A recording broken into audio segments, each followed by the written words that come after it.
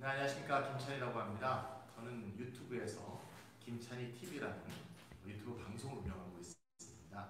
기본소득에 대한 관심은 오래됐고요. 기본소득 이제 운동에 참가했다고 하면 한 5년 정도 됐습니다. 2015년부터 해왔고요. 아실지 모르실지 모르지만 2016년에 성남시에서 청년배당이 처음 시작이 되고 작년 2019년 경기도에서 청년 기본소득이 시작이 됐습니다. 그보다 조금 앞서서 기본소득에 관심을 갖고 참여해 왔던 것 같습니다.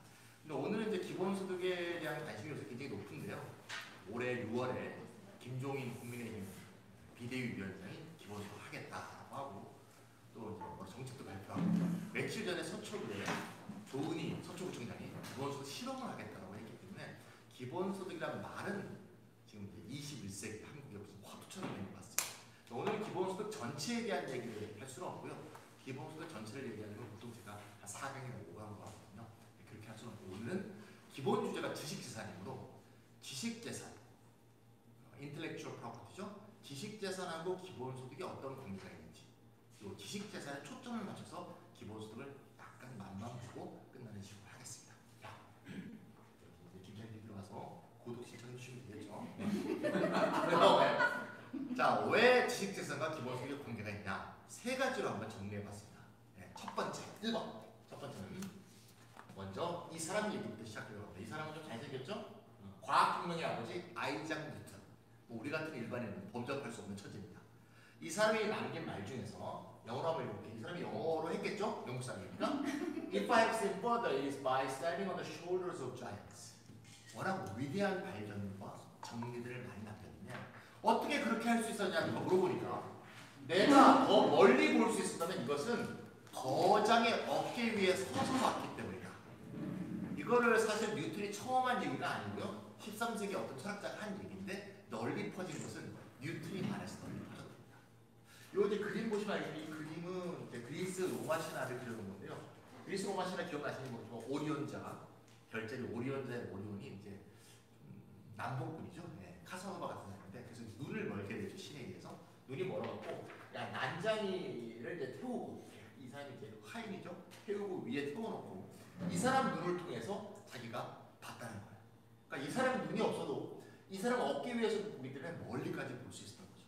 이 말의 의미는 뭐 잘 느낄 수 있겠지만 어떤 한 사람이 아무리 위대해도 자기가 다 한 게 아니고 내가 다 잘나서 한 게 아니라 그 전에 거장들이 쌓아온 게 있고 그 어깨 위에 올라타서 보니까 멀리 볼 수 있다. 그런 얘기죠. 즉 한 사람의 지식, 한 사람의 생각, 한 사람의 아이디어는 자기만의 것이 아니라 역사적으로 축적된 것의 어깨 위에서 보는 것이다. 뉴턴이라는 사람들이 이렇게 겸손하게 얘기하는데 별것도 아닌 사람이 다 자기가 만든 것처럼 얘기하면 참 한심한 거죠. 그런 사람들도 있죠. 근데 그래서 어떤 사람이 창의적으로 어떤 창작품을 만들었습니다. 글을 썼건 음악을 만들었건 영화를 만들었건 그 사람의 창의성은 100% 인정해야죠. 하지만 그 사람의 창의성이 담긴 그 저작물에는 역사적으로 축적되었던 과거의 유산이 쌓여있다는 것도 우리가 동시에 인정하는 게 합리적이지 않겠냐. 그래서 창의권자, 즉 저작권자의 권리를 인정하는 것은 이제 저작권이 되겠죠. 하지만 과거부터 쌓여왔던 역사적 축적에 대해서 이걸 어떻게 배당할 것인가, 이걸 어떻게 보상할 것인가에 대한 계획은 인류가 아직 갖고 있지 못합니다. 그 후자의 계획이 기본소득과 연결될 수 있다. 이렇게 말할 수 있습니다. 어떤 한 사람의 창의성이 굉장히 중요한 것이기 때문에 인정을 해야겠죠. 그게 뭡니까? 여기 계신 분들 잘 아시겠지만 저작권입니다. 근데 문제는 저작권이 너무 저는 길다고 생각합니다. 저작권의 역사는 길어져 왔던 역사입니다. 왜? 저작권자가 끊임없이 로비를 했거든요. 자, 그 역사를 한번 보겠습니다. 이게 미국의 저작권법의 역사죠. 이번에 새로 만들었습니다. 세월이 흐를수록 점점 길어지는 거 보이시죠? 지금 보라색 수준에 와 있습니다. 이거 이제 그림을 한번 보여드리기 위해서 그래서 제가 표로 만들어 왔습니다. 야, 1790년 미국의 저작권법에 따르면 14년을 보장했대요. 그리고 살아있다면 추가로 14년. 그래서 28년까지 보장했답니다. 근데 당시에 저작권법의 목표를 보니까 너무 재밌는 게 학습을 장려하기 위해서 저작권법을 만들었대요. 그러니까 지금과는 얼마나 동떨어진 시대입니까? 그러다가 1830년에 첫 저작권을 2배로 늘렸습니다. 28년. 플러스 14년이니까 결국 42년이 된 거죠. 그럼 저저작권법 개정은 왜 이루어졌냐? 우리가 잘 아는 세계에서 가장 유명한 영어 사전 웹스터 사전이죠. 미국의 표준 사전인데 이 웹스터가 자기 사전을 더 많이 팔아먹으려고 의회에 막 로비를 해서 이만큼 42년으로 늘어납니다. 이때부터는 제가 쓰지 않았는데 전부 로비의 역사예요. 그러다 보니까 1909년법은 뒤로 28년을 더 보장해서 최종 56년이 됐습니다. 그 다음에 76년에는 대폭 늘려서 살아있을 때는 100% 보장, 죽고 나서도 50년 보장, 법인은 75년 보장, 그리고 98년도에는 살아서는 다 보장, 사후 70년까지 보장이니까 어떤 사람이 어떤 저작품을 만들면 아들의 손자까지 먹고 살 수 있도록 이렇게 만들어 놓은 거죠. 이것은 어떤 사람의 창의성에 대한 인정인 것은 맞는데 좀 지나치기 때문에 뭔가 인류가 쌓아왔던 역사의 추종물을 어떻게 보면 너무 빼먹는 것이라는 느낌이 들죠. 이게 첫 번째 지적재산과 기본소득 관계에 대한 생각입니다. 두 번째는 뭐예요? 2번. 두 번째는 과거에는 저작권 그러면 말이죠. 뭐 책, 뭐 음반 뭐 이렇게 생각했는데 지금은 저작권이라는 게 기본적으로 다 데이터로 움직이죠. 그 데이터를 집합하고 해석하고 데이터를 운용하는 빅데이터를 운영하는 플랫폼이 이 데이터 산업과 지식재산 산업의 중심이 되어버렸죠. 그래서 플랫폼 얘기 한번 해보겠습니다. 플랫폼이라는 말은 많이 쓰는데 그래서 최근에 플랫폼 자본주의라는 말도 굉장히 많이 씁니다. 그래서 좀 인문학적인 공부를 좀 하고 들어가봅니다. 플랫폼 많이 쓰시는데 플랫폼이 왜 지금과 같은 뭐 아마존이니 애플이니 이런 걸 왜 플랫폼이라고 부르게 되느냐? 그러면 영어 공부를 한번 시켜볼게요. 제가 과거에 영어를 좀 가르쳤습니다. 네. 영어 공부를 한번 해보겠습니다. 플랫폼이 라틴어로 플랫폼이라는 뜻이에요. 평평한 곳, 까릿 이렇게 평평한 곳 중에 어떤 사람이 말을 하고 있는 단, 대, 연단을 플랫폼이라고 부를 수 있었겠죠. 뜻이 이렇게 해서 이렇게 발전한 겁니다. 평평한 연단. 그럼 연단에서 제가 말할 수도 있지만 연단에서 어떤 정치인이 막 얘기를 하고 있어. 그럼 뭘 발표하고 있는가? 그 정당의 정강 정책을 발표하고 있다. 그래서 플랫폼이 정강 정책의 의미로 쓰입니다. 재밌습니까? 네. 신기합니다. 네. 자, 그다음에 뭐가 되느냐? 기차 승강장이라는 의미가 생긴 게 1838년에 왜 저때 영국에서 처음으로 기차 승강장이 생겼어요. 기차 승강장이 평평한 건 제가 말하는 게 되겠죠? 레일보다 높이 세워져 있는 연단처럼 그 위에 평평한 곳을 플랫폼이라고 부릅니다. 그럼 기차 승강장은 어떤 특성을 갖고 있을까요? 이런 특성을 갖고 있습니다. 수많은 사람이 오가면서 연결, 거래, 교환, 상호작용을 한다. 사람들이 많이 모이는 정거장에는 광고도 많이 받고 신도림역에는 광고가 굉장히 많죠. 거기는 신도림역에서 스트리킹도 하니까 노래 가서에 가면. 그런데 저 무슨 고생역 이런 데는 광고가 별로 없죠. 인터넷 플랫폼도 마찬가지입니다. 사람이 많이 모이면 광고가 막 붙고 광고가가 올라가고 사람이 없으면 쎄한 거죠. 그래서 이러한 기차 승강장의 특성이 인터넷 산업에 반영이 돼서 컴퓨터, 디지털, 인터넷 시스템 서비스 비즈니스를 총괄해서 플랫폼이라고 부르게 되었다. 이렇게 볼 수가 있습니다. 카메라가 왔다 갔다 하네요. 라이브 보시는 분들 좀 헷갈릴 것 같아요. 네, 알겠습니다. 그래서 이런 플랫폼의 의미로 이제 말씀을 드리려고 합니다. 플랫폼, 이게 플랫폼 자본주의라고 하느냐?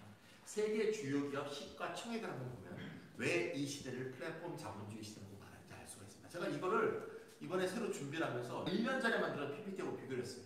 1년 전에 만들었던 PPT를 보니까 2년 전 시가총액이 있더라고요. 2년 전 시가총액하고 지금 시가총액을 비교해서 저도 놀랐어요. 전부 2배가 뛰었어요. 그런데 왜 이 플랫폼 기업의 주식들은 안 갖고 계십니까? 저도 없습니다. 살려고 한번 봤더니 아마존은 주가가 한 주가 300만 원이 넘더라고요. 네. 자, 1위는 애플입니다. 나스닥에 상장되어 있는데요. 총 시가총액이 한국으로 하면 2,000조가 넘습니다. 이게 2년 전에는 1,000조였어요. 사실 지금 양적 완화라고 돈을 막 뿌리고 있기 때문에 이거 올라갈 수밖에 없습니다.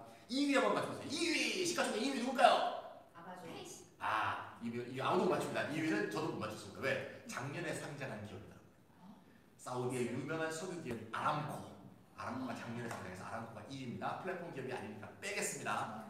네, 이산화탄소, 탄소 산업입니다. 곧 죽겠죠. 100년 전에 죽습니다. 자, 3위는 마이크로소프트 1900조 나스닥. 와, 마이크로소프트가 3위라고 보고 놀라는 사람이 많죠. 야, 마이크로소프트 다 죽은 거 아니야? 왜 맨날 윈도우스 가짜로 쓰니까 걔들 죽은 거 같은데? 이게 굉장히 중요합니다. 우리가 윈도우스를 가짜로 쓰고 마이크로소프트 오피스를 가짜로 써도 세계 2위 기업, 3위 기업. 왜? 이미 저작권되어 있는 물건을 팔고 사는 거에 의해서 기업의 수익이 생기는 시대가 아니야. 플랫폼을 갖고 빅데이터를 많이 운용하는 기업이 돈을 버는 시대. 마이크로소프트 이미 그런 기업으로 변모했습니다. 네.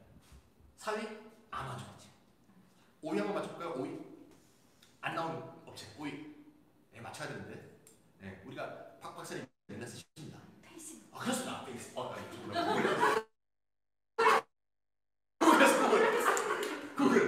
구글이 지주회사를 만들었는데 지주회사 이름이 알파벳이죠. 네, 그래서 알파벳을 이제 산하기업으로 되어 있죠. 구글이 어쨌건 알파벳 1200조.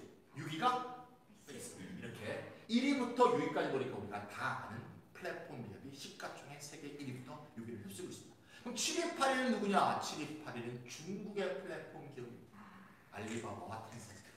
선전 가보세요. 텐센트. 큰 기업. 어마어마한 기업이죠. 우리 위챗 다 아시잖아요. 네, 그런 거 하는 알리바바 모르시는 건 없죠. 이렇게 플랫폼 자본주의에서 시가총액을 모두 잘 할 수 있습니다. 그럼 이런 친구들이 어떻게 해서 돈을 벌냐? 이렇게 돈을 벌냐? 네트워크 효과. 네트워크 효과가 뭐냐? 쉽게 설명합니다. 읽어볼게요. 사용자가 늘어나면 늘어날수록 데이터가 쌓이면 쌓일수록 플랫폼 서비스의 가치와 플랫폼 비즈니스의 수익이 수학 체증적으로 늘어나는 현상. 우리가 어릴 때 수학 체감의 법칙 배우셨죠? 수학 체감의 법칙은 일씩 더해질 때 수익이 점점 감소하는 현상을 말합니다. 원래는 토지에 적용했던 거죠. 땅에 비료를 처음에 1을 뿌려 수확이 이만큼 늘었는데 그 다음에 1 뿌려 수확이 이만큼 더 늘어나죠. 증가폭이 줄어들죠. 그래서 수학 체감의 법칙이라는데요. 네트워크 효과가 작용하는 플랫폼 정반대. 수학 체증의 효과. 뭐 잘 아시다시피 쿠팡의 손정희의 소프트뱅크가 총 7조를 투자했습니다. 모르는 사람은 저 자식이 저게 미쳤나? 저게 7조나 투자하고 해. 쿠팡은 다 적자인데 쿠팡의 천문학적 적자가 발생한 거죠. 천문학적 적자가 중요한 게 아니라 사용자가 늘어나서 데이터가 쌓이면 그게 언젠가는 엄청난 돈을 벌게 해줄 것이다. 다른 기업을 다 죽이면 되는 거죠. 그래서 쿠팡이 공격적인 경영을 하고 있는 거죠. 그게 바로 플랫폼 비즈니스 특징이고, 따라서 플랫폼 기업은 기본적으로 독점을 권속합니다. 우리나라의 카카오만 봐도 알 수 있죠. 카카오가 네이버 쌉을 보면 매일매일 새로운 서비스가 들려요. 어머, 네이버가 통장도 만들었네, 네이버가 카드도 만들었네, 뭐 통장과 페이를 연결하고 말도 아니죠. 지금 둘이 싸움이 붙은 겁니다. 왜요? 여기가 돈이 있으니까. 독점에 따라 막대한 지대 수익이 발생하는데 그 독점에 따라 막대한 지대 수익의 기본적인 원천은 빅데이터라는 거죠. 우리 하나하나의 데이터는 아무 가치가 없지만 이걸 모아놓으면 엄청난 가치가 나요. 근데 이 빅데이터를 사용하고서 이거에 대한 사용료는 전혀 내고 있지 않죠. 물론 이런 서비스를 만든 업체의 창의성은 아까 저작권 인정같이 인정해야 돼요. 그 인정 안 하면 세상이 발전하지 않지. 그런데 다 먹는 거는 역시 이상하죠. 왜 빅데이터라는 게 기본적으로 원료이기 때문에 석유와 같은 거거든요. 그래서 이런 문제가 두 번째 문제가 된다. 그래서 이거를 좀 어려운 말로 빅데이터 인클로저, 오늘 공부 많이 합니다. 우리 옛날 사회 시간에 인클로저 공부하신 기억나요? 네. 기억나시는 분? 네. 양이 사람을 먹는다. 기억납니까? 네. 네. 토마스 모가. 네. 당시 영국의 양모 산업이 너무 발전해서 양까지 막 폭발하니까 거기서 공유지나 공동체에서 일하고 있던 농민들 다 내쫓아버리고 지주가 울타리를 친다는 게, 이 울타리를 친다는 게 인클로즈입니다.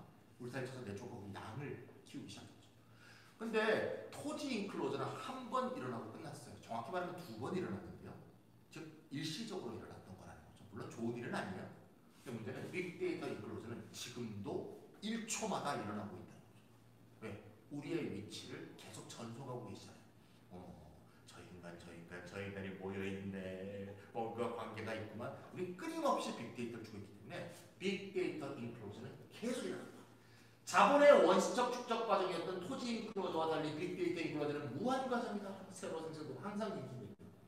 인클로저가 자본의 항상적 순환 과정이 일어나게 되는 기묘한 자본주의 시대, 플랫폼 자본주의 시대, 이렇게 볼 수 있습니다. 이거를 잘 보여주는 거를 글만 보면 재미없으니까 제가 오늘 많이 준비했습니다.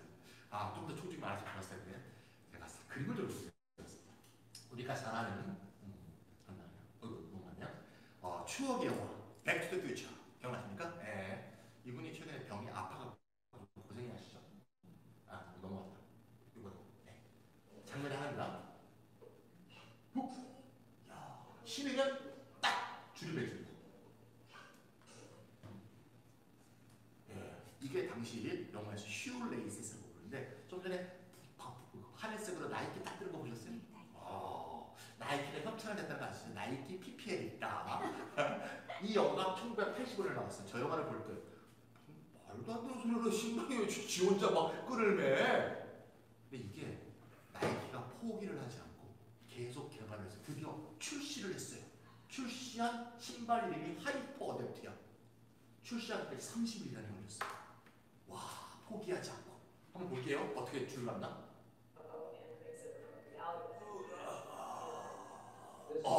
같네요.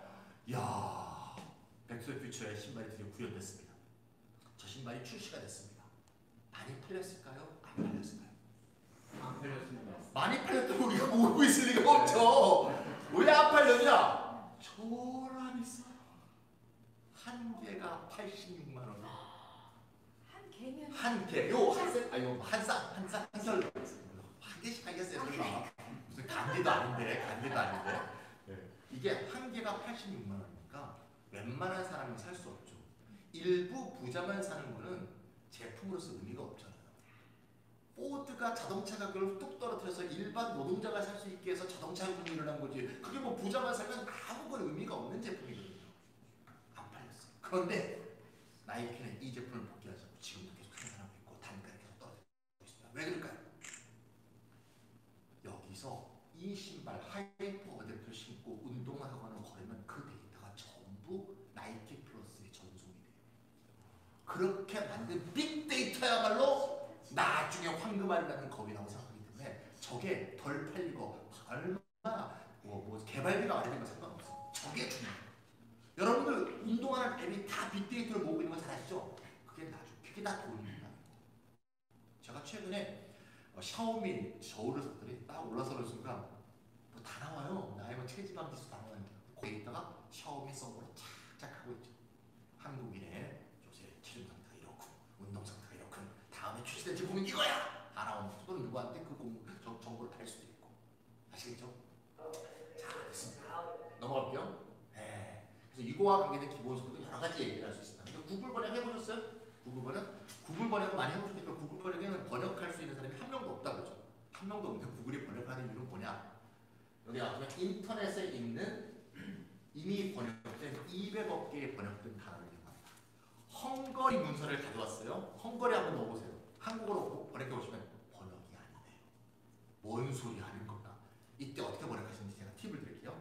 헝거리어를 일단 영어로 바꾸고 그 다음 영어를 한국어로 그럼 번역을 꽤 잘합니다. 왜? 헝거리에서 영어로, 영어에서 한국어로 번역된 문서는 많고 헝거리에서 한국어로 바뀐 문서는 없기 때문이에요. 다시 말하면 뭐다? 이 서비스는 인간의 역사적으로 축적된 지적 재산을 활용해서 하고 있는 서비스다. 그럼 구글 번역 서비스를 만들고 알고리즘을 만드는 구글의 자기의 공헌은 구글이 먹고 인류의 빅데이터를 사용한 거에 대해서는 어떻게 보상할 것이냐 문제가 인류적으로 남아있는 거죠. 그러니까 자꾸 구글세 얘기가 나오는 거예요. 하나만 더 볼게요. 2016년은 굉장히 중요한 해인데요. 아까 얘기했지만 성남시 청년배당도 이루어지고 우리나라에서 기본소득 세계대회도 우리나라에서 열렸고요.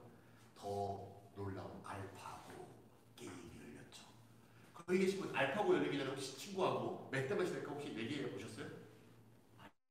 저는 내기했어요. 그때 친구들이 이세돌이 3대1로 이긴다, 4대1로 이긴다, 뭐 5대 빵으로 이긴다 뭐 이랬는데요. 한 명도 돈을 못 땄습니다. 아시다시피 알파고가 한 번 이겼죠. 2차전인가 아마? 네. 더 놀라운 건 알파고가 이세돌한테 진 게 인류한테 진 유일한 판이라는 거죠. 그 뒤로 이세돌보다 잘 두는 중국 기사라고 두는데도 지지 않았습니다. 그리고 알파고는 바둑계를 은퇴했죠.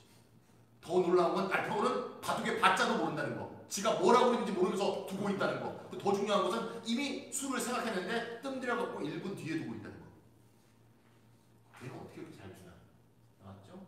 바둑 사이트에 있는 3,000만 개 데이터를 다 모아놓고 있으니 인류가 수백 년 동안 생각한 거를 자기는 0점 몇 초를 다 계산해서 이 순간에는 여기를 놓칠 때 가장 이길 확률이 높아. 확률이 질린 건 다 아시죠? 양자역학은 확률이 질리는 걸 말해주는 거거든요. 확률이 질리. 확률대로 하면 무조건 최종적인 거래에서는 그 사람이 이거로 구글의 주가가 많이 뛰었지만 그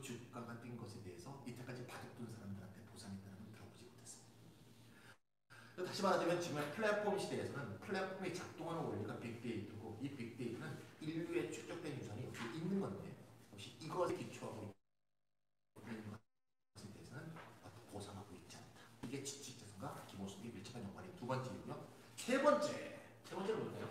궁금하죠? 세 번째는 일자리 감소입니다. 네. 자, 볼게요. 같이 79년도 GM은 뭐라고 회사죠? 자, 제너럴 모터스 우리나라에 있죠? 우리나라 시보레라고 인천에 있습니다.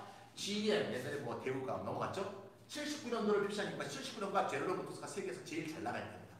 제너럴 모터스의 최정점 이때 매출액이 663억 달러였고요. 고용을 85만 명, 미국에서는 61만 명을 하고 있었고요. 자동차 생산 판매는 706만 을 했대요. 세월이 흘러 2019년이 됐습니다. 제너럴 모터스 매출은 2배 늘었죠? 자동차 가격이 늘었으니까 그건 뭐 큰 거 아닙니다. 판매 수는 비슷합니다. 별로 안 늘었다는 것은 제너럴 모터스가 답보 상태라는 걸 잘 알 수 있죠? 미국 가보시면 참 GM 장부를 보고 아실 겁니다 아마. 어쨌건 그런데 고용된 사람은 16만 4천 명밖에 안 돼요. 오토메이션의 결과라는 걸 잘 알 수 있죠? 1979년만 해도 아주 단순한 기계들만 자동차 공장에 있었을 겁니다. 지금은 자동차 공장에서 자기들이 조립을 다 합니다. 앞에부터 기계 조립부터 뭐 원인전까지 다 하고 인간의 시시한 것들 하고 있죠. 뭐 전구 다는 거, 전선 꼬는 거, 뒤에 엠블렘 다는 거 이런 거 합니다. 네. 이만큼 줄었습니다. 근데 제너럴 모터스는 양반이야. 플랫폼 기업은 더해. 플랫폼 기업은 매출이 더 많죠. 구글이 고용은 더 적어요. 페이스북은 그거의 반 정도가 되는데 고용은 3분의 1밖에 안 됩니다. 사용자는 25명이 넘는 불구하고. 플랫폼 자본의 시대라는 것은 고용을 덜 하는 시대입니다. 고용을 덜 한다는 건 무슨 의미냐? 고용을 하게 되면 노동자가 생기고 노동자가 임금을 타게 되겠죠. 그걸 좀 어려운 말로 임금소득, 노동소득, 근로소득이라고 하잖아요. 고용에 대한 노동소득이 생기는데 고용을 덜하면 노동소득으로 줘야 될 몫이 줄어들겠죠. 그거를 표시한 수치를 제가 갖고 왔습니다. 미국에 있는 편인데요.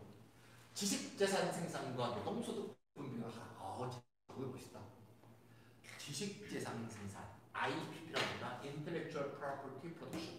IPP가 늘어나면 늘어날수록 노동소득 분배율이 떨어진다는 거야. 당연하지. 덜 고용하니까. 이 표를 잘 보시면 이 주황색 부분이 전체 산업이에요. 전체 산업. 아시나요? 트래디셔널 전통산업. 전통산업이니까 주로 제조업이죠. 전통산업은 오렌지색입니다. 자, 올라갔다 내려갔다 노동소득 분배율이 올라갔다 내려갔다 하죠. 1947년부터 무려 80년 동안이에요. 올라갔다 내려갔다 하지만 경향선을 그려보니까 이렇게 서서히 떨어지고 있습니다. 보이죠? 파란색은 뭐냐? 에그리게이트가 총입니다. 총. 그러니까 전통산업과 신종 플랫폼 사업과 지식재산 사업, 뭐 엔터테인먼트 사업 다 더한 거예요. 그러니까 따라서 전통산업에 신종산업이 더해진 거죠. 지식재산 산업이 더해진 겁니다. 그러니까 선이 내려가는 거 보이세요? 노동소득 소득분들이 급격하게 떨어지고 있습니다. 그러면 옛날에 백이 생산됐을 때, 그죠? 노동소득 분배를 되던 게 점점 덜 분배되고 있는 거죠. 즉 우리가 파이를 키워서 나눠 먹자고 하고 있는데 파이를 키웠을 때 나눠 먹을 비율이 점점 파이가 줄어든다는 거예요. 옛날에는 피자가 좀 작았지만 그래도 요만큼 줬는데 피자가 좀 커졌는데 피자가 나가는 게 완전 원해진 거죠. 이걸 수치로 한번 볼까요? 최근에 KDI가 발표했습니다. 조사해보니까 다 나오더라고요. 이번에 새로 준비하면서 다 새로 넣었습니다. KDI는 아시다시피 노동자 편의 연구소가 아닙니다. 네, 사업가들하고도 관심이 많은 그런 식의 연구소인데 네, 공부도 많이 하신 분이죠. KDI가 한 걸 보니까 기계 등 전통적 유형자본이 1% 증가하면 법인 노동소득 분배율이 0.13% 상승한다. 이게 무슨 말이냐? 자본이 1% 증가했을 때, 그죠? 이윤으로 분배되는 건 0.87%. 자, 노동소득 분배율은 1% 중에서 0.7687%는 자본, 이윤의 상승을 하고 노동소득 분배율을 미치는 것은 0.24%. 그런 얘기.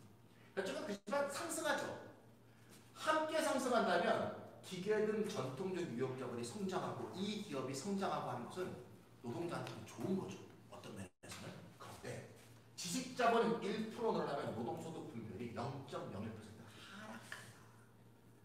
이게 지식자본의 특성입니다. 왜?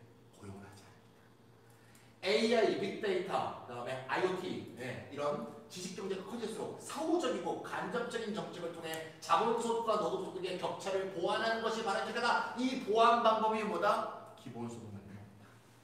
이렇게 말씀할 수 있겠습니다. 그래서 이것이 세 번째 얘기가 되겠습니다. 실제로 그 현실들도 보면 말이죠. 실제로 플랫폼 기업의 독점 현실을 보면 세계 서치 엔진의 시장의 94%를 구글이 갖고 있습니다. 와, 그럼 구글이 이만큼 세계 시장을 독점하고서 엄청난 빅데이터를 활용하고 고용은 적게 하면서 엄청난 수익을 창출하고 있으면 좀 분배를 해야 되죠. 분배하는 것을 내년 정도부터 시작했죠. 그게 바로 유튜브의 분배입니다.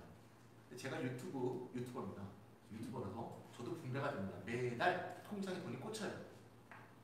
근데 저는 모든 분에서 이렇게 생각해요. 나처럼 이 정도밖에 안 봐도 이 정도 쏘면 도대체 유튜브 얼마를 버는 거야? 저는 그런 생각이 들어요. 쥐꼬리만큼 분배하는 걸 텐데 광고 수익을. 내 유튜브 그 동영상에 광고 막 들어오고 앞 중간 뒤 막 들어와요. 앞에도 뜨고 위에도 뜨고 막 그런 생각이 듭니다. 그래서 실제로 그러면 많이 수익을 내니까 세금을 많이 내야겠죠. 그래서 구글이 우리나라에서 세금을 얼마나 냈는가 한번 통계를 보겠습니다. 2016년 통계를 내라보면 그때 국회에서 문제가 됐거든요. 자, 구글 코리아는 유한회사입니다. 리미티드 컴퍼니라고요. 주식회사가 아니에요. 이런 업체들이 다 그래요. 주식회사는 공시를 다 해야 되는데 유한회사는 공시 의무가 약해요. 유한회사로 돼 있습니다. 어쨌건 구글플레이는 우리 삼성폰, LG폰 갖고 계신 분들 다 구글플레이 다 아시죠? 네. 애플 스토어 같은 거다. 구글의 전체 매출을 공개하지 않아서 그때는 몰랐는데 지금도 정확히 몰라요. 구글플레이는 잡혀요. 구글플레이는 웹시장이니까. 네. 매출이 총 2006년에 4조 5천억 원 발생했습니다. 구글플레이로 4조 5천억 원 매출을 했으면 그중에 상당한 수익이 발생했을 겁니다. 알 수가 없죠. 1조가 생겼는지 뭐 9천억 원이 생겼는지 모르겠지만 생겼겠죠. 그러면 법인세를 내야 되잖아요. 법인세를 얼마 냈냐? 법인세는 빵원. 한 푼도 안 냈습니다. 왜 한 푼도 안 냈냐? 법인세, 소득세가 생긴 게 20세기 초예요. 그때 생길 때 법인세의 논리가 있어. 논리가 뭐냐면 고정사업장, 고정되어 있는 사업장이 존재하는 곳에서 법인세를 낸다고 돼 있어요. 예를 들면 공장이 안성에 있어. 그럼 대한민국이 내는 거야. 공장이 싱가포르에 있어. 그럼 싱가포르에서 내는 거야. 고정사업장. 근데 인터넷 사업에 고정사업장이 어디 있어? 망만 있는 거지. 망만. 그러면 인터넷 산업에 20세기 초에 생긴 법인세 개념을 적용하기가 애매한 거야. 그 적용은 하긴 해야 되는데 적용할 만한 경제 환경이 바뀐 거죠. 적용할 방법이 없으니까. 그럼 도대체 인터넷 기업의 고정사업장은 뭐냐? 서버 아닐까? 서버 컴퓨터가 있는 걸 고정사업장으로 생각하면 되지 않을까? 서버를 어디다 두냐? 법인세를 가장 적게 내는 데다가 서버를 둡니다. 아시아에서 법인세가 가장 작은 데가 싱가포르. 제가 유튜브에 광고를 조금 하는데요. 저는 이제 유튜브에서 받기도 하지만 광고를 내기도 합니다. 내 동영상을 좀 더 봐주세요. 그래서 이건 꼭 보여야 되는데 그런 거 제가 조금 광고를 하거든요. 그럼 광고로가 나오는데 광고를 영수증이 나옵니다. 영수증이 뭐라고 써있잖아요. 구글 코리아라고 써있죠. 구글 아시아 퍼시픽이라고 써있어요. 그 회사는 어디 있다? 싱가포르. 페이스북에도 광고를 가끔 합니다. 페이스북 영수증에 뭐라고 써있지 않으세요? 페이스북 아일랜드.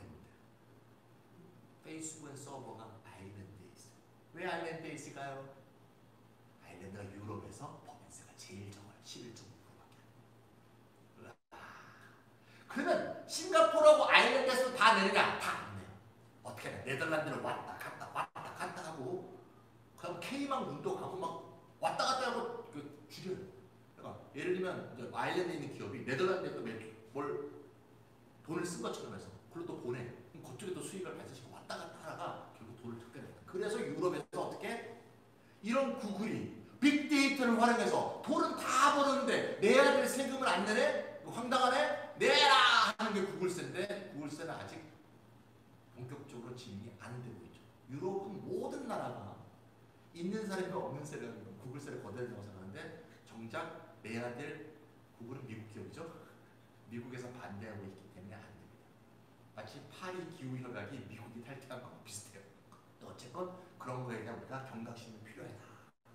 그래서 지금 제가 1, 2, 3로 한번 정리해봤습니다. 원래 공부를 할 때는 한번 쭉 얘기해보면 한번 정리를 해요. 정리한다. 요약은 지식재산과 기본소득의 정당성. 첫 번째 1번 지식재산에는 과거 세대가 만든 집합적 부가 포함되어 있다. 어깨를 기억하세요. 어깨와 뉴턴. 자, 두 번째, 플랫폼을 통해서 빅데이터 인클로저가 일상적으로 일어나는데 대가는 죽음이자. 세 번째, 플랫폼은 노동소득도 줄이고 세금도 제대로 내지 않는다. 이 세 가지가 지식재산과 기본소득의 관계입니다. 따라서 이 기본소득은 단지 가난해서 받거나 어려운 사람의 빈곤을 해결하는 문제가 아니라 사회적 정당성에 대한 문제다. 그래서 기본소득은 사회적 상속과 사회적 배당이다. 저는 그런 말을 많이 씁니다. 상속이 무슨 재벌 2세, 3세만 하는 게 아니고 배당이 대주주만 하는 게 아니라 인류의 사회공동체에 사는 모든 사람은 배당받을 권리, 상속받을 권리가 지식재산에 의해서 주어져 있다. 이게 지식재산과 기본소득의 정당성으로 설명할 수 있겠습니다. 지식재산과 기본소득의 정당성을 설명이 됐고요. 자, 그러면 이제 기본소득 얘기가 좀 나왔으니까 기본소득 얘기를 좀 하면서 얘기 좀 넘어가자. 자, 기본소득도 제가 오늘 좀 말씀을 드려야 되는 겁니다. 기본소득은 뭐 많이 들으실 텐데요. 기본소득이 뭐라고 보면 보통 돈 주는 거 아니야? 근데 생각해보면 돈 주는 게 굉장히 많습니다. 그렇죠? 뭐 기초연금도 있고 생계급여도 있고 또 청년보호소도 있고 농민수당도 있고 장애인연금, 장애인 뭐 많아요. 장애인수당 많습니다. 그런 현금하고 도대체 뭐가 다른가 하는 걸 좀 알고 계시면 기본소득이 이해가 잘 된다고 볼 수 있습니다. 기본소득은 5가지 특징을 잘 기억하면 되거든요. 요거는 기본소득의 세계 조직인 기본소득 지구 네트워크가 정의한 정의입니다. 한번 읽어볼게요. 기본소득은 자산심사나 근로요건 없이 개인 단위로 모두에게 무조건적으로 지급하는 경제적 형식입니다. 참 우리가 공부할 때 말이죠. 선생님 앞에 갖고 저렇게 정의 안 배워! 그러면 차 안 해오시죠. 배우기 싫고. 이럴 때는 핵심 체크가 필요하죠. 요약. 핵심 체크 내가 5개를 똑바로 시킬게요. 첫 번째. 개인. 따라해봅시다. 개인. 네. 두 번째. 모두. 네. 무조건. 정기. 현금. 요거를 기본소득의 5대 특징이라고 합니다. 개인 단위로 모두에게 묻지도 따지지도 않고 꼬박꼬박 돈을 줘야 기본소득. 영어로는 베이직 인컴이 되겠습니다. 이 사진은 베이직 인컴 유럽 네트워크가 1986년에 생길 때를 말합니다. 1980년 유럽 네트워크가 처음 기본소득 네트워크가 생길 때 유럽이나 전 세계의 주목을 많이 받았을까 못 받았을까? 못 받았어요. 전혀 못 받았습니다. 왜냐? 부자들은 뭐야? 뭐 하는 거야? 빨갱이 아니야? 사회주의적 공산주의자는 저건 뭐야? 수정주의자 아니야? 그러니까 제3의 노선이니까 당시 냉전 시대잖아요. 네. 소련 측이냐 미국 측이냐 이거밖에 없어. 사람들이 흑백 눈으로 보던 시절이야. 그러니까 이도저도 아니고 저것도 사쿠라. 양쪽이 다 사쿠라로 봤어. 몇십 년 동안 헤매고 있었습니다. 그러다가 2008년도 금융위기가 나왔습니다. 선진국들이 관심을 갖지 않을 수 없는 걸 찾아보니까 1960년대 논의가 됐네? 이런 것도 아니고 버트랜드 러셀도 주장했어? 이런 것도 이제 알게 된 거죠. 그래서 지금 굉장히 전 세계적으로 주목을 받고 있어 시험도 많이 하고 있습니다. 자, 그럼 질문해 볼게요. 이 5가지 특성을 다 갖고 있어야 기본소득인데 이미 우리나라의 복지급여 중에서 이 5가지 특성을 다 갖고 있는 게 있습니다. 뭘까요? 맞춘 분한테는 제가 제 명함을 드리겠습니다. 웃고 있습니다. 네. 없는 분도 있습니다. 지금 제 명함이. 네. 노인들도 지하철. 노인 지하철. 그거는 말이죠. 현금이 아니죠. 그런 것을 현물이라고 합니다. 현물이 영어로 카인드라고 하는데 현물 서비스를 현금이 아닙니다. 왜? 특정한 일만 쓸 수 있잖아요. 밀가루하고 라면 주는 거랑 똑같아요. 또 틀려도 돼요. 틀리는 거지 뭐 원래. 수업은 틀려야지 기억잖아. 노인연금. 내가 원했던 오답이야. 노인연금은 정식 명칭이 기초연금이에요. 네. 박근혜 대통령이 후보일 때 65세 이상한테는 다 주겠다 하고 대통령이 된 다음에 위에 30%는 안 주고 아래 70%만 주는 게 노인연금이죠. 당시에 기초노령연금이라고 했는데 지금 이제 기초연금이라고 합니다. 기초연금은요 하위 70%만 주니까 모두가 아니죠. 의료보험 그런 거를 사회 서비스라고 합니다. 아동수당. 맞습니다. 아동수당 정답. 어떻게 알았죠? 네, 컨닝을 했습니다. 아동수당. 자, 아동수당은 뭐냐? 잘 보세요. 우리 집에 애가 둘이 있으면 둘, 하나 있으면 하나. 아동을 묶어서 보지 않고 개인 단위로 보죠. 이해가시죠? 그다음에 모두에게. 네, 모두. 부자건 가난하건 상 따지지 않아. 조건 안 따져. 됐죠? 정기적으로 매달 줍니다. 지금은 10만 원으로 돼 있죠. 그다음에 현금으로 주고 몇 살까지? 만 7세까지 7년 동안 주고 아동 수당이 바로 언제부터 들어있죠? 6세까지 하다가 최근에 언제부터 애가 없다고 생긴 지는 문재인 정부 생겼습니다. 그게 언제부터 생겼어요? 문재인 정부 생겼습니다. 나 네, 선생님하고 상관없습니다. 네. 중학생이라고 나무 엄청 손해예요. 이 아동 수당이 우리나라에서 했던 지 얼마 안 됐고요. 이게 이제 보편적인 아동의 인권과 이건 좀 양육이 어려운 말이 아니라 보편적인 아동의 인권이라고 하는 거죠. 아동이 사서 이 사회에서 생존해야 될 권리가 있는 거죠. 기본적으로. 근데 유럽에서는 보통 아동 수당이 18세까지. 네. 그리고 금액도 많아요. 50만 원, 70만 원 이렇게 돼 있고요. 그래서 왜 유럽에서 애 키우기 편하다는 거예요. 프랑스 유럽을 갔더니 나는 프랑스 국민도 아닌데 애 낳았던 거 돈을 주네. 그게 아동 수당이에요. 네덜란드는 무려 25세까지 주고요. 취직을 못하면 32세까지 아동 수당을 줍니다. 우리가 사람들이 생각할 때 32세가 아동이야? 저 옛날에는 저는 아니라고 생각했는데 요새는 아동이에요. 아동. 32세 아동이에요. 네. 이거 라이브야. 이거. 그런 생각이 들더라고요 요새. 우리 때보다 이 정신연령이 점점 낮아지는 게 사회가 특성이 많이. 그만큼 발달한 거겠죠. 민다빠 해야지. 그래서 쉽게 이렇게 이해하시면 돼요. 아동 수당이 죽을 때까지 지급되면 그게 기본소득. 이렇게 이해하기 쉽습니다. 다만 액수가 좀 늘어나야 되겠죠. 이게 딱 되죠? 자, 아동 수당을 늘리는 기본소득. 그렇죠. 자, 그래서 이렇게 됐고요. 기본소득의 정당성에 대해서 과거에 많은 사람들이 있는데 이 사람이 일을 많이 합니다. 이 사람은 토마스 페인이라는 사람인데요. 이름 좀 기억했으면 좋겠어요. 토마스 페인. 이 사람이 기본소득을 최초로 이론한 사람입니다. 토마스 페인. 이 사람은요, 우리는 아는 사람이 아무도 없는데요. 미국 사람들 모르는 사람이 별로 없어요. 미국 민이면 다 알아요. 왜? 미국의 책에 항상 나오거든요. 이 사람이 쓴 커먼 센스, 상식이라는 책이 미국 독립운동의 정당성을 밝힌 유명한 역사적 저자입니다. 제 독립운동가예요. 맞으면 김구선 같은 사람입니다. 네. 이 사람의 동지가 누구냐? 조지 워싱턴, 토마스 제퍼슨. 동지예요. 근데 우리가 딱 느껴졌다고 오죠? 토마스 제퍼슨 대통령이에요. 조지 워싱턴 대통령인데 이분은 못하신 것 같아. 이분이 왜 버티느냐? 기본소득을 주장했습니다. 네. 좀 심하게 얘기하면 이 사람의 주장을 볼게요. 땅은 자연 상태에서 인류 공동의 재산이다. 벌써 대통령 못했을 것 같죠? 땅이 경작되어 개인 소유가 되는 것은 개선된 가치이지 땅 그 자체가 아니다. 따라서 땅의 소유자는 그 땅의 기초지대를 공동체에서 빚지고 있는 셈이다. 이 기초지대를 걷어서 기본소득으로 나눠줘요. 이것은 제도의 도입으로 자신의 천부적 유산을 빼앗긴 모든 사람의 정당한 권리다. 멋있다. 이거 굉장히 훌륭한 생각인데 뭔가 하면요. 왜 훌륭한가 보세요. 내가 땅이 있어. 당시 미국은 땅이 많았죠. 인디안들은 다 죽였으니까 땅이 얼마나 많아요. 거기서 경작해서 여기서 막 옥수수가 막 나와. 그럼 누구 덕이냐? 이런 내 덕이지. 이런 제도를 개선된 가치. 내가 열심히 일했기 때문에 내가 먹고 산 거고 돈을 벌 거야. 이걸 부정하자는 게 아니야. 열심히 노동한 걸 당연히 인정해야지. 일 많이 하는 사람은 잘한다. 그게 좋은 세상이에요. 돈 벌고 돈 먹는 세상이 아니고. 그런데 한 가지 난 더 하고 싶은데 근데 네가 그거 경작하기 전에 그 땅은 누가 만들었니? 누가 만들었어? 네가 만들었지. 원래부터 있던 거잖아. 그럼 원래부터 있던 걸 빌려 쓰는 거 아니겠니? 그거를 그라운드 렌트라고 내가 이름을 붙여볼게. 오케이? 너가 그라운드 렌트를 인류한테 안 주고 있네. 그러니까 살아있는 동안은 열심히 일해서 잘 먹고 잘 살고 아들 딸 잘 번성시키고 행복하게 살고 갈 때 다 주고 가. 상속세로 100% 내고 가라고 했어. 말 되잖아.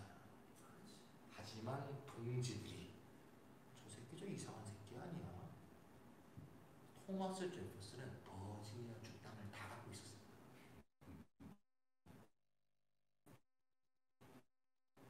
대지주입니다. 대지주. 미친 새끼 아니야 저거? 그래갖고 말년에 미친놈 치고 아주 빈곤하게 살다가 비참하게 죽었어. 성각자가 갖는 마치 예수님과 같은 그런 식의 어떤 성각자가 갖는 운명인지도 모르겠어. 그래서 잊혀졌지만 그 사람이 쓴 커먼센스라는 책은 남아서 사람들이 기억하는 거죠.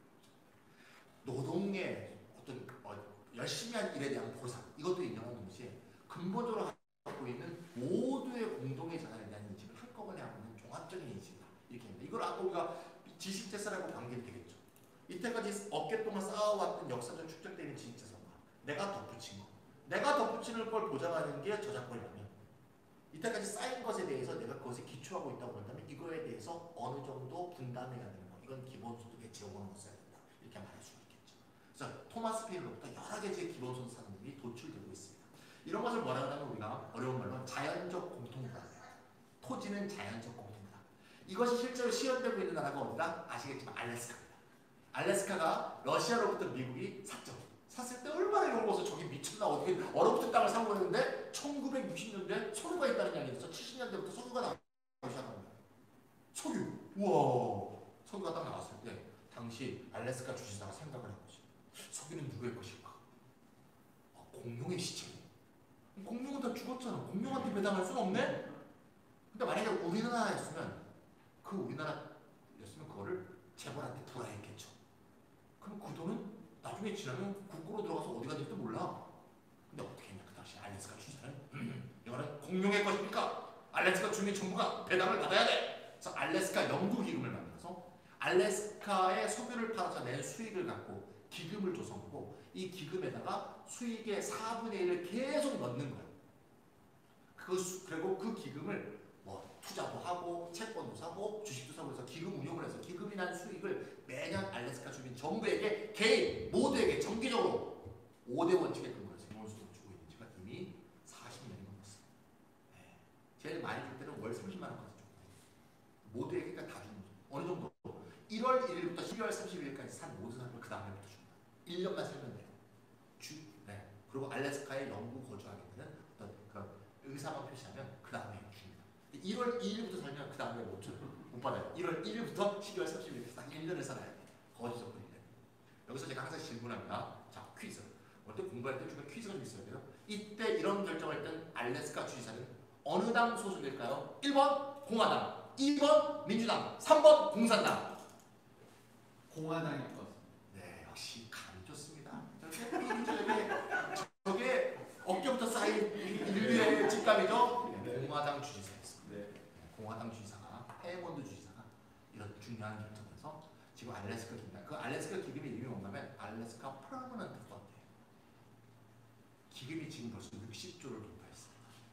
그러니까 알래스카의 석유는 고갈돼도 이 기금은 고갈되지 않을 것이다. 퍼머넌트 펀드. 그런 국부 펀드들이 있으면 우리나라도 얼마나 좋겠어요. 그래서 노르웨이 국부 펀드 같은 것도 기본소득 재원으로 쓰는 게 어떻겠냐 이런 제안들이 노르웨이에서 나오고 있습니다. 우리나라 국부 펀드 있습니다. 국민연금. 헌한 수익을 기본소득의 재원으로 한다는 법만 통과되면 우리나라도 국부 펀드가 굉장히 많은 나라입니다. 이런 식의 것도 있고요. 또 다른 것도 나오고요. 제가 얘기하면 어디 강연하다 보면 제 말 갖고 잘 받아들이지 않는 경우가 있어요. 저는 못 보던 놈이 나와서 이상한 소리를 하네. 그래서 이럴 때는 중요한 게 노벨 경제학상 이런 거 타는 분이 좀 도움이 돼요. 네. 저분이 뭔가 헛소리 했겠어. 노벨 경제학상 타신 분인데 유명한 허버트 사이먼이라는 노벨 경제학상 타신 분이고요. 젊었을 때의 사진을 갖고 왔습니다. 지금 나이가 많이 쳤는데 이분이 얘기 한번 해볼게요. 자, 앞에 알게 좀 해보겠습니다. 소득의 차이가 발생했어요. 이분과 내부가 소득 차이가 생겼어요. 왜 생겼는가 따져보면 셋 중에 하나예요. 축적된 지식의 차이, 친족 관계의 차이, 특권적 사회관계와 같은 사회적 차원의 차이에서 기인하다. 노벨 경제학상 경제학자가 생각하는 것들이 근데 부자들은 보통 그렇게 얘기하죠. 내가 열심히 했기 때문이지. 그렇게 얘기하죠. 그럼 누군 열심히 안 한다? 다 열심히 했지? 사실 이런 차이들이 있다. 하지만 이 사회적 자본에 대한 적응은 전적으로 비대칭적이며 어려운 말이 나왔죠. 90% 이상 외부성이 존재한다. 학자들이 이렇게 어려운 말을 해야 고민을 알아봐요. 쉽게 말해볼게요. 100이라는 돈을 내가 벌었을 때 10은 내 노력이다. 그걸 내가 부정하는 게 아니라 90. 그건 전부 사회적 자본의 차이다. 생각해보세요. 축적된 지식. 그거는 학벌하고도 관계가 되죠. 누구는 공부를 많이 하고 누구는 못했어. 야, 우리 집 돈도 없으니까 오빠만 대학 보내고 너는 공장 가. 그러나 축적된 지식이 생길 수가 없죠. 친족관계, 특권적 사회관계가 어떤 역할을 하는지 잘 아시잖아요. 제가 유명한 정치인한테 갔는데 어디 좋은 노른자에 땅을 갖고 있어. 그 땅을 어떻게 사게 되셨습니까? 아니 그냥 누가 그냥 거저주더라고. 그래서 받았대. 준 사람이 왜 줬을까요? 그 주면서 이렇게 말해요. 인자 갖고 있으면 좋은 일이 있을 거야. 인증. 뭔가 정보가 있는 거죠. 그게 사회적 자본의 차이죠. 특권적 사회관계. 사모펀드, 야 이거 많이 벌어. 여기 투자해. 옵티머스 뭐는 그거 다 특권적 사회관계. 친족관계. 아는 아버지가 무슨 유명한 법무법인에 있어. 그러면 거기 인턴 사원이 일할 수 있는데 아는 사람 없으면 인턴 사원 일을 못하는 거. 이런 거 다 촘촘하게 구성되어 있는 거 우리가 매일매일 실감하시는 거 다 알고 있습니다. 사실 그런 것에 근거하니까 이 사람은 굉장히 과격한 주장을 했어. 소득세를 90% 얻을 수 있대. 와, 노벨 경제학 선생님이 저렇게 말하는데 저는 90% 소득세 주장하지 않습니다. 동의하지 않지만 이 사람이 그렇게 주장했다는 거야. 하지만 너무 심하다고 생각하면 70%만 걸어도 모든 3억 명의 미국 주민한테 월간 연간 8,000달러, 즉 월 80만 원의 기반소득이 가능하다. 이렇게 주장을 했습니다. 이런 걸 사회적 공통이라고 하고요. 자, 이럴 때 또 하나 마지막으로 간판치자 있는 종교가 들어가요. 종교, 그렇죠? 노벨 경제학 다음에 다음 펀치는 종교. 어떤 사람이 프란치스코 교황의 말을 부정하겠어? 프란치스코 교황의 말씀을 들어봅시다. 이분은 이탈리아 말로 하셨겠죠? 이탈리아 말 제가 못하니 이탈리아 말은 뭐 그런 것밖에 모릅니다. 무슨 로쏘 그다음 그렇죠? 조폭 모조 이름이 마피아 이런 거 모릅니다. 몬젤라또 오케이 좋습니다. 네. 지구는 본질적으로 공동의 유산이며 그 결실, 지구에서 나온 모든 결실은 모두에게 혜택이 도와야 된다. 훌륭한 일입니다. 그래서 올해 교황께서 베이직 웨이지, 기본 임금이라는 개념을 발표하셨습니다. 모든 지구인은 기본 임금을 받는 권리가 있다. 그럼 보통 임금이라는 말은 사회경제적으로 보면 어떤 기업에 고용돼서 받는 임금을 임금이라고 하죠. 근데 뭐 교황님이 바보겠어요? 기업에 고용된 사람이 있다고 생각하겠어요? 그럼 왜 기본소득이라고 기본 임금이라고 하시냐? 카톨릭들에 따르면요, 일의 개념이 넓어요. 광의의 일 개념. 그러니까 내가 오늘 동네 할아버지와 함께 놀았다. 이것도 일이야. 내가 오늘 나와서 많은 사람들과 대화를 했다. 이것도 일이야. 다 사회 공부, 저 지구를 일이야. 그래서 보편적인 일의 개념으로 또 보편적 임금 개념으로 베이직 웨이지라고 했었어요. 그래서 교황님도 기본소득에 찬성대열에 동참하셨다라는 중요한 한 해가 올해 2020년. 이야, 하나 더 하면 우리가 더 존경할 만한 마틴 루터 킹 목사. 우리가 마틴 루터 킹 목사에 대해서 잘못 알고 있습니다. 뭘 잘못 알고 있냐면 마틴 루터 킹 목사가 총에 맞아 돌아가셨죠. 영화 보셨어요?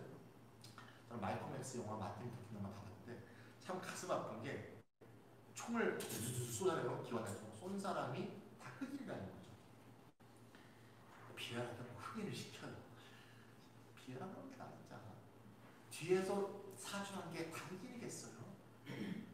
모르죠 누군지는. 근데 어쨌거나 이분이 흑인 인권 운동을 하다가 총을 맞았다고 잘못 알고 있어요. 흑인 간의 분열이 발생해서 아닙니다. 이분이 흑인 인권 운동을 하다가 67년도에 깨달음을 얻었어. 흑인들이 왜 이런 사회적 처지에 있을까? 과연 흑인만 그런 걸까? 보니까 인종에 관계없이 이거는 흑인이 더 사회적 경제적으로 처지가 열악해서 흑인이 많이 그렇게 보이는 거지. 백인도 별 차이가 없더라. 히스패닉도 별 차이가 없더라. 이걸 알게 된 거야. 67년부터 두 가지의 테마를 줬어요. 하나는 개런티드 인컴. 그의 결론은 보장소득이에요. 소득보장액 1번. 2번 주거보장. 개런티드 하우스와 개런티드 인컴. 소득보장과 주거보장 두 개의 부를 내고 67년부터 전 국민적으로 운동을 시작합니다. 이 사람이 시작을 해서 어떻게 했냐. 남부부터 돌면서 주민들 앞에서 이렇게 연설을 하고 으쌰으쌰해서 또 대열을 몰고 그 다음 쪽으로 가고 또 대열을 몰고 그 다음 가. 대열이 자꾸 늘어나겠죠. 막 모아서 워싱턴 앞에 딱 해서 거기 텐트를 깔고 주거를 요구하는데 원래 계획이었어요. 68년은 그런 때였죠. 68년에 프랑스에서 68년에 일어나다 시작했어요. 베트남에서 막 포화가 막 구정공세가 이루어지고 68년도에 체게바라는 볼리비아에 가서 게릴라 그런 굉장히 정신없던 시절이죠. 그래서 남부를 돌 때 죽여버렸어요. 워싱턴까지 오게 안 둔 거죠. 그래서 이 마틴 루터 킹 목사가 67년도에 쓴 글인데요. 이 보장소득, 지금으로 표현하면 기본소득인데 이걸 주장하는 게 죽은 이유하고 아주 밀접한 연관이 있다. 이렇게 볼 수가 있습니다. 예, 제가 뭐 천천히 얘기하라는데 뭐 재밌게 얘기하다 보니까 좀 말이 빨라지는 모르겠는데 지식자산과 기본소득이 어떤 연관입니까? 지식자산의 본성으로부터 기본소득의 정당성이 나오는 말씀을 드렸고 기본소득이 뭔가 그다음에 기본소득을 주장했던 중요한 점을 말씀을 드렸습니다. 그래서 기본소득 강의할 때 제가 맨 마지막에 하는 말 항상 이건데요. 기본소득은 좌파도 아니고 우파도 아니다. 뭐 영어로 하면 왼쪽으로 가는 것도 아니고 오른쪽으로 가는 것도 아니다. 전진하자는 것이다. 이런 제가 만든 말을 하면요. 캐나다의 기본소득을 넘어가 말하는 좀 멋있는 말입니다. 우리는 좌파도 아니고 우파도 아니고 앞으로파다. 이것으로 제 강의를 마치도록 하겠습니다. 질문이나 궁금하시면 질문 받겠습니다. 의외로 빨리 끝났다. 한 딱 50분에 끝나네요. 좋습니다. 유튜브 컨텐츠는 좋아요. 질문 있습니다. 네. 그 이제 기본소득을 정부에서 주면서 늘 하는 얘기가 뭐 야구 다 너희들 세금이 가지고다 이런 식으로 이제 우리한테 얘기를 하는데요. 김시환 선생님 그 세금과 아까 말씀하신 보유세를 뭐 90% 때리고 이런 것들이 네네. 어떻게 대중들에게 좀 설득력 있게 최근에 며칠 전에 이제 발표를 했는데 제가 이제 경기도 기본소득위원회 위원으로 있는데요. 경기도 기본소득위원회는 뭐 위원장이 이재명 씨입니다. 거기 있는데요.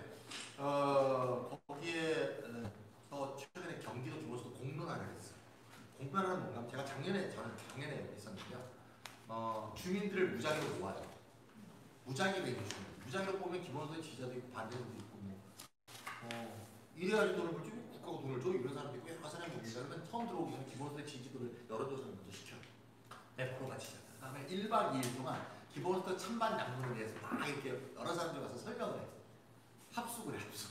그래서 밥을 먹으니까. 그리고 이튿날에 와서 다시 강의를 듣고 표결을 다시 하는 거죠. 정말 지지가 크게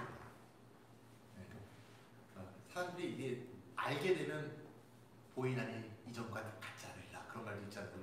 유홍준 교수가 유명한 책에 썼던 다 같이. 그래서 이번에는 세 가지 모델을 갖고 여론조사 공론화에 참여한 사람한테 표결을 했어요. 첫 번째는 소득세를 걷어서 그걸 재원으로 기본소득을 주는 한국형 소득세 기본소득형. 두 번째는 탄소세, 이산화탄소를 발생하는 석유, 화석연료들의 탄소세를 부과해서 탄소 배당을 하는 그런 안. 세 번째는 토지 보유세를 부여해서 토지 배당을 하는 이 세 개를 갖고 쭉 설명한 다음에 찬반 여론을 조사한 거예요. 어느 게 1등했을 것 같아요? 토지 보유세. 작년에는 토지 보유세가 1등했어요. 올해는 탄소 배당이 1등했어요. 이게 무슨 말인가면요. 자 보세요. 하나씩 예를 들면 탄소 배당부터 나왔어요. 탄소 배당부터 얘기해볼게요. 몇 년 전에 프랑스에서 노란 조끼 시위가 있었죠. 우리가 볼 때 연두색 조끼인데 걔네들 노란 조끼라고 하더라고요. 노란 조끼 시위가 있었는데 그게 유류세 인상에 반대하는 거죠. 유류세 인상이라고 뭔가 하면 석유의 세금을 10붙이다가 20붙이게 되는 이 얘기거든요. 그럼 도대체 시위를 한 사람들은 누구냐? 보통 파리의 교회에 살고 있는 노동자들이에요. 노동자들이 왜 파리 교회에 살고 있냐? 우리 아시겠지만 파리에서 한 번이라도 여행해 보신 분 알 거예요. 어디서 주무셨어요? 에어비앤비. 왜? 호텔보다 싸거든요. 노동자들이 살던 월세방들이 전부 에어비앤비가 바뀌었어요. 왜? 집주인은 그게 훨씬 더 많이 벌어요. 지금은 못 벌고 있겠죠.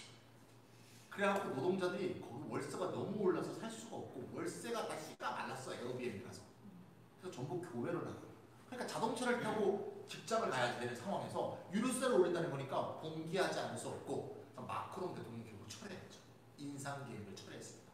유류세의 인상 계획을 유류세가 없어진 건 아니에요. 사실은 스위스 같은 데는요. 스위스는 지금도 난방용 연료에 탄소세를 부과해요. 근데 스위스에서는 폭등이 일어난 적이 없어요. 왜냐? 탄소세를 부과한 다음에 모은 돈도 다 배당으로 빼는 거예요. 기업과 법인이.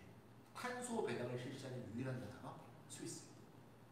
스위스는요. 누구한테 탄소 배당하냐? 스위스에서 3개월 이상 살았으면 다 탄소 배당을 줘요. 기본적으로 기본소득은 국적 개념이 아니에요. 주민이면 줘야 되는 게 기본소득. 그래서 이번에 경기도 재난기본소득 줄 때 이민자들, 외국인 결혼한 사람들, 영주권자들 다 줬어요. 기본적으로. 그래갖고 3개월 이상 한 사람한테 왜 주냐면 스위스는 3개월 이상 거주하게 되면요 의료보험에 의무로 가입해야 돼. 그럼 나 의료보험 통장이 있고 우리나라처럼 가구 단위로 돼 있지 않고 개인 단위로 돼 있어요. 좀 개인 단위로 세상을 좀 바꿨으면 좋겠어. 가구 단위로 하면 전부 세대적으로 붙잡고 있고 나머지 전부 사대주에 종속돼 있으니까 이런 유교적인 이런 나라에서 이게 바뀌지가 않아. 그래서 개인 단위로서 다 개인이 의료보험 통장을 갖고 있으니까 거기에다가 돈을 쏴주는 거야. 아니면 의료보험료에서 깎아줘. 의료보험 덜 내게 되는 거죠. 그러니까 그 계좌들을 다 갖고 있으니까 지급도 굉장히 지급의 행정비용이 들잖아. 굉장히 쉬운 거죠. 그럼 한번 생각해보세요. 누가 그러면 탄소세를 많이 낼까? 람보르기니를 타는 사람하고 하이브리드 차를 타는 사람이 있어요. 누가 탄소세를 많이 낼까? 람보르기니 타는 사람이 많이 내죠. 탄소 연료를 낭비하거나 많이 쓰는 사람이 많이 내요. 배당은 n분의 1이니까 똑같잖아요. 적게 쓰는 사람은 자기가 내는 세금보다 받는 게 많아지는 거죠. 많이 낭비하는 사람은 더 많이 내고 적게 받는 거죠. 플러스 마이너스. 따라서 탄소세와 탄소 배당이 결국은 소득 재분배, 저소득층 소득 재분배 정책의 하나가 될 수가 있어요. 탄소 낭비자로부터 탄소 절약자로 소득 재분배를 하게 되는 거죠. 이 원리를 다른 거에 대해 적용하면 다 마찬가지입니다. 토지 보유세는 토지 투기를 막으려면 올려야 되는데 문제는 토지 보유세를 올리게 되면 돈 낼 능력이 있는 사람이 내겠지만 겨우 평생 30년이라고 겨우 집 하나 말했는데 또 보유세 내라는 거야. 이제 늙어갖고 소득도 없는데 이런 볼멘 소리가 나올 만하잖아. 토지 보유세를 거둬서 어디 부끄러나 치겠고 그 집을 타고 토지 배당으로 다 때려버립니다. 그러면 300억짜리 토지 자연을 갖고 있는 토지 보유세를 많이 내겠죠? 토지 배당은 n분의 1이야. 많이 내고 적게 받죠. 겨우 집 하나 마련한 사람은 조금 내고 더 받는단 말이야. 집이 하나도 없는 사람은 안 내고 받죠. 실제로.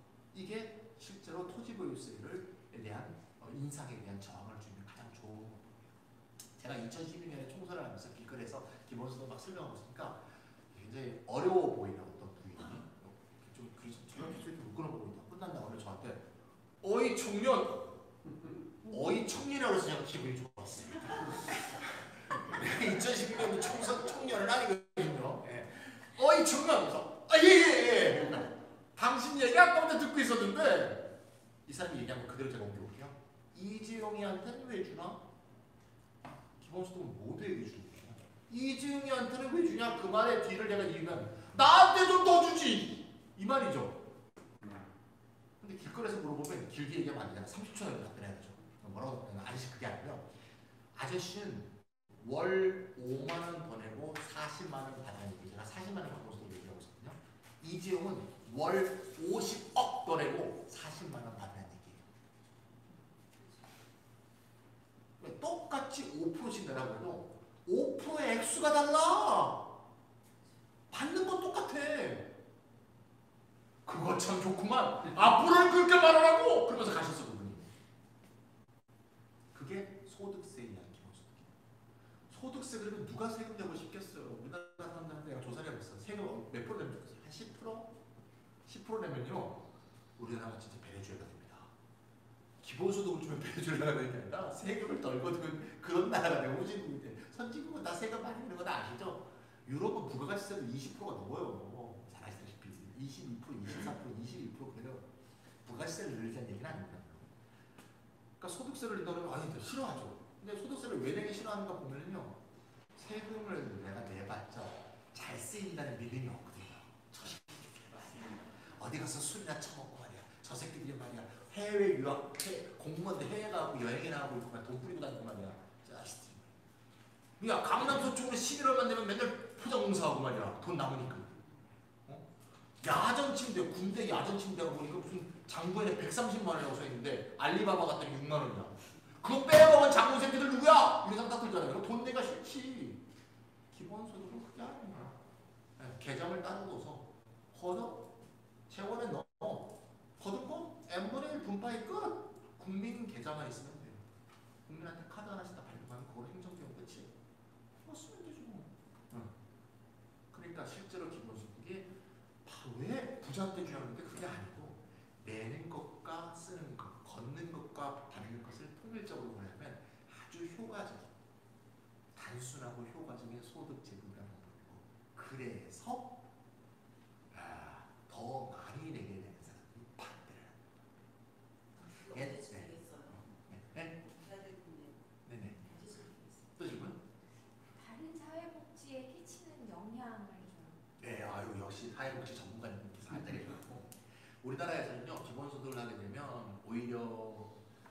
국민의힘에서 기본소득 찬성하는 건 이름만 찬성하는 거고 그 내용은 완전 아닙니다.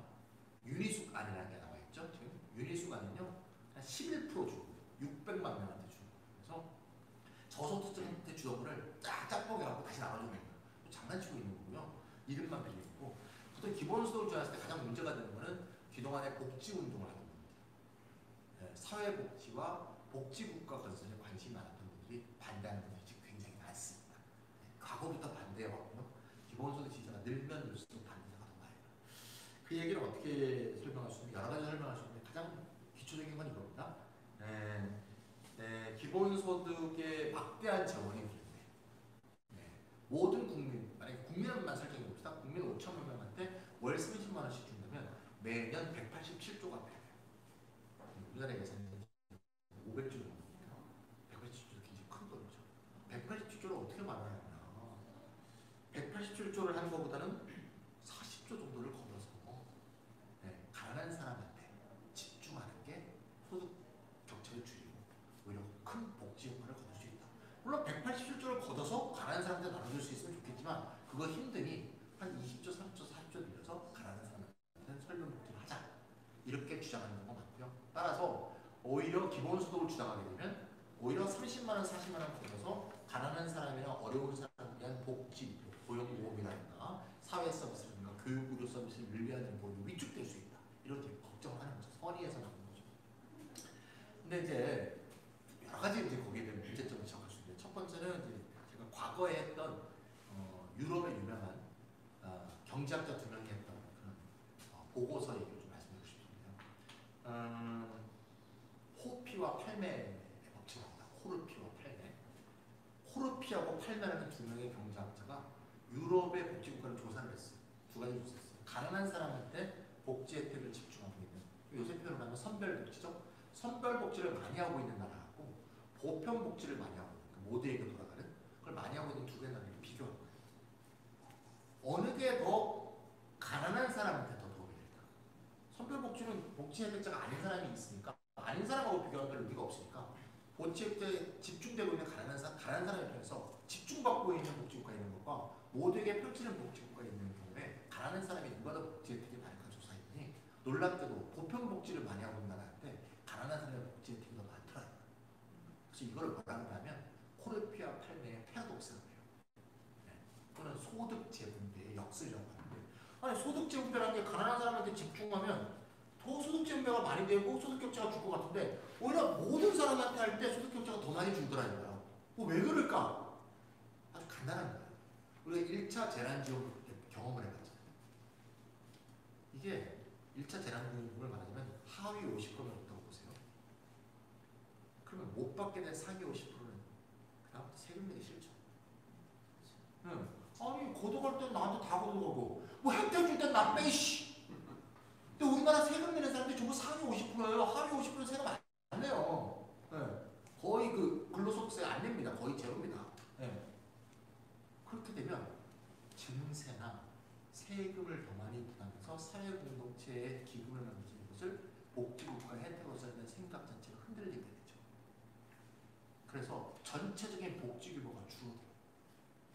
그러니까 복지 혜택이 골고루 가야 복지 규모가 커져서 복지 규모가 커지니까 모두에게 나와도 가난한 사람한테 돌아가는 게 더 크다. 즉 불로소득자의 분담금이 더 커지다. 그래서 불로소득자나 부자들이 보편복지를 싫어합니다. 무상급식 나올 때 조선일보와 동아일보가 무상급식 반대했잖아. 논리가 뭔지 알아요? 아니 가난한 사람한테만 줘야지 왜 있는 사람한테 왜 줘요? 있는 사람한테 저 사람들이 왜 가난한 사람한테 대해서 관심이 많을까? 보편복지를 위하면 자기의 부담이 된다는 걸 걔네들은 알거든요. 없는 우리들이나 모르지. 걔는 귀신같이 알아요. 그래서 오세훈이가 이번에 다시 안심소득을 들고 나오면서 국민의힘 기본소득만 이거로 바뀔 수도 있어요. 뭐라고 하냐면 왜 부자한테도 돈을 주느냐 가난한 사람한테 집중해야지. 똑같은 얘기를 한다. 그 얘기는 복지 제공을 줄이겠다는 생각이에요. 두 번째는 좀 더 좀 구체적으로 들어가서 여기 질문하시는 분 이런 걸 요구할 수 있는데 기본소득 반대하시는 복지국가들이 최근에 많이 주셨는데 전국민